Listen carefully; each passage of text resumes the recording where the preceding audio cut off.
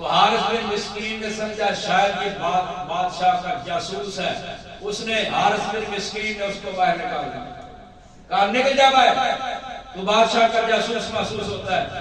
وہ امام باہر نکل گئے، گئے نہیں، جہاں پر لوگوں کی طلبہ کی جوتیاں پڑی ہوئی تھی وہاں پر بیٹھ کر حارث بن مسکین سے حدیث سنتے، اور پھر اپنی کتاب کے اندر جو حارث بن مسکین کی حدیث آتی ہے اس میں یہ نہیں لکھا سمیعت حارث بن مسکین، میں نے حارث بن مسکین سے سنا، بلکہ کہا قُرِئَ عَلَيْهِ وَأَنَا أَسْمَعُ، حارث بن مسکین پر پڑھا جا رہا تھا، میں سن رہا تھا۔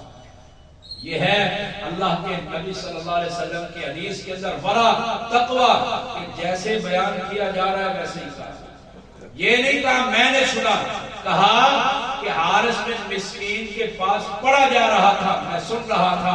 حارث بن مسکین کے پاس طلبہ پڑھ رہے تھے، میں سن رہا تھا۔ یہ نہیں کہا میں نے ڈائریکٹ سنا۔ اس امام کا نام ہے ابو عبد الرحمن احمد بن شعیب بن علی بن سنان بن بہر بن دینار النسائی رحمہ اللہ۔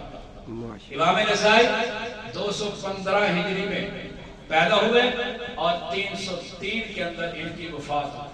ان کی بڑی جو حدیث کی کتاب ہے اس کا نام ہے السنن الصغری من المجتبی، وہ حدیث کی کتاب السنن المجتبی من الکبری، یہ امام نسائی رحمہ اللہ کی کتاب ہے۔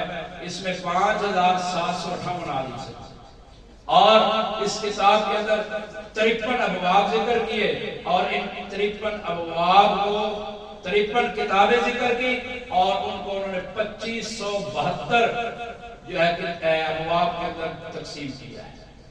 ان احادیث 5758 ہے، اور ان احادیث کو 53 کتابوں میں تقسیم کیا، اور 53 کتب جو ہیں ان کو 2572 ابواب کے اندر تقسیم کیا۔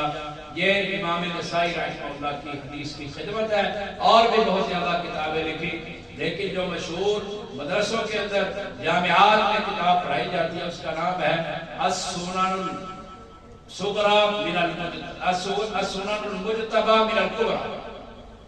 السنن الصغری کے نام سے بھی ایک کتاب ہے، السنن الکبری کے نام سے ہے، اور جو کبریٰ ہے اس کا خلاصہ نکالا ہے السنن المجتبی من الکبری۔